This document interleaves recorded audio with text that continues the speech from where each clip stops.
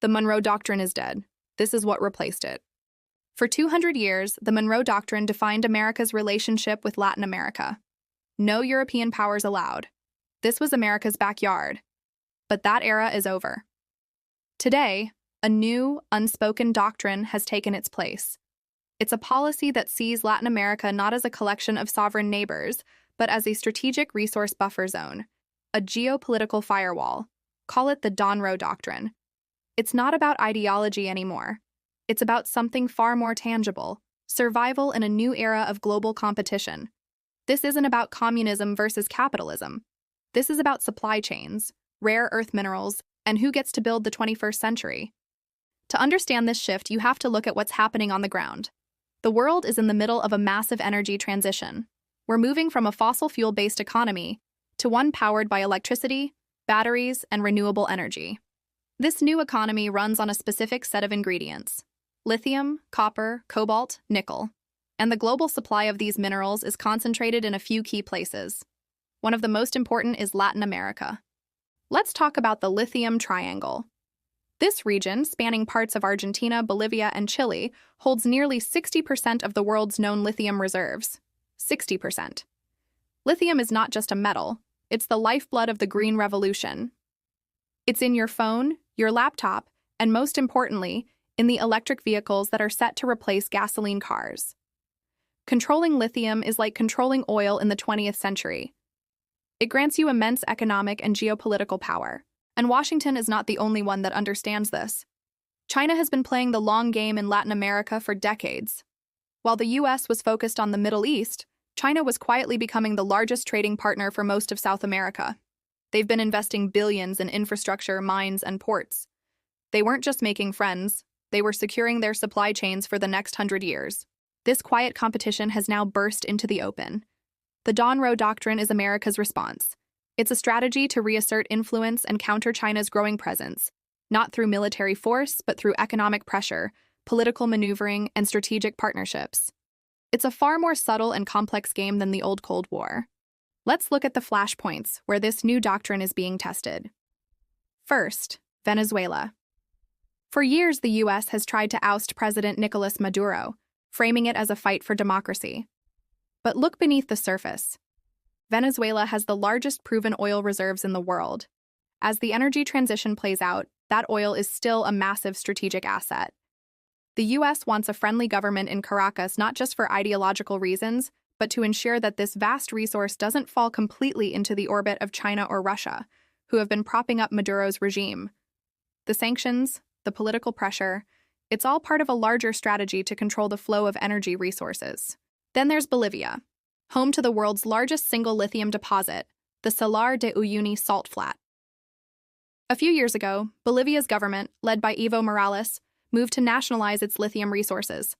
The plan was to create a state-run industry that would allow Bolivia itself to profit from its natural wealth, rather than just exporting raw materials for foreign companies to process. Shortly after, Morales was ousted in a coup that many analysts believe had foreign backing. The new government immediately opened the door to private and foreign investment in the lithium sector. Coincidence? Under the logic of the Donro Doctrine, controlling these resources is a national security imperative. A nation choosing to control its own destiny, if that destiny conflicts with US strategic interests, becomes a problem to be managed. And let's not forget Argentina, the third point of the Lithium Triangle. Argentina is saddled with massive debt, much of it owed to the International Monetary Fund, where the United States holds significant influence. This debt gives Washington incredible leverage. When Argentina needs to restructure its loans, conditions can be attached. These conditions often include policies favorable to foreign investment, deregulation, and privatization, opening up key sectors like mining to American companies. It's a form of economic statecraft. You don't need to send in the Marines when you can send in the bankers. The message is clear. Cooperate on resource access, and we'll help you with your debt. Resist, and the economic pressure intensifies. This is the core of the new Cold War logic. It's not about spreading democracy or fighting a rival ideology. It's a raw, pragmatic struggle for the physical materials that will power the global economy. Whoever controls the minerals controls the factories. Whoever controls the factories controls industrial power and, ultimately, global influence. China gets this. Their Belt and Road Initiative is a masterclass in this new form of geopolitics. They build a port in Peru, a railway in Brazil, a dam in Ecuador. It looks like development aid, but it's also a way to create logistical corridors to get resources out of Latin America and back to Chinese factories as efficiently as possible. They are literally paving the way to secure their future. For a long time, the U.S. took its dominance in the Western Hemisphere for granted. The Donro Doctrine is an awakening. It's a realization that the game has changed and that Latin America is no longer the quiet backyard. It's a critical battleground in a global competition for resources. This isn't a conspiracy theory. It's Geopolitics 101 in the 21st century. You can see the doctrine at work in official statements. U.S. officials now openly talk about the need to secure critical mineral supply chains and near-shoring production away from China. They frame it in the language of security and stability, but the underlying goal is economic and strategic dominance. They're encouraging American companies to invest in Latin American mining, offering diplomatic support and financial incentives to counter Chinese offers. The human cost of this new great game is often overlooked. The scramble for lithium and copper can lead to environmental degradation, water shortages, and the displacement of indigenous communities who live on the resource-rich lands. The political pressure can destabilize fragile democracies and prop up authoritarian leaders who are willing to play ball.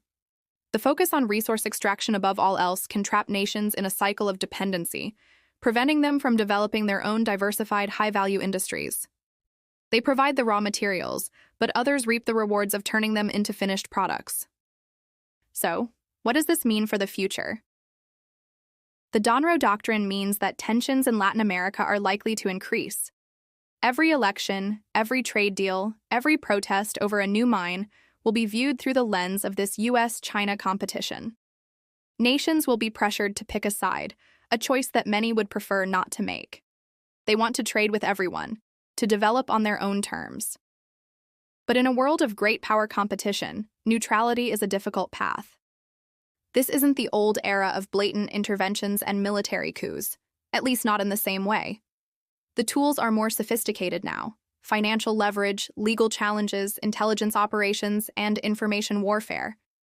It's a shadow war fought in boardrooms, courtrooms, and on the internet. But the objective remains the same as it was under the Monroe Doctrine: to ensure American primacy in the Western Hemisphere. The narrative that Latin America is simply a collection of unstable, developing nations misses the point entirely. This region is not a sideshow. It's central to the future of global power. It's the resource engine that will fuel the next industrial revolution. The U.S. has woken up to this fact, and the Donro Doctrine is its playbook for making sure it doesn't lose control. Latin America isn't the backyard anymore. It's the front line. Thanks for watching. If you found this analysis insightful, make sure to like this video and subscribe to our channel for more deep dives into the hidden forces shaping our world. See you next time.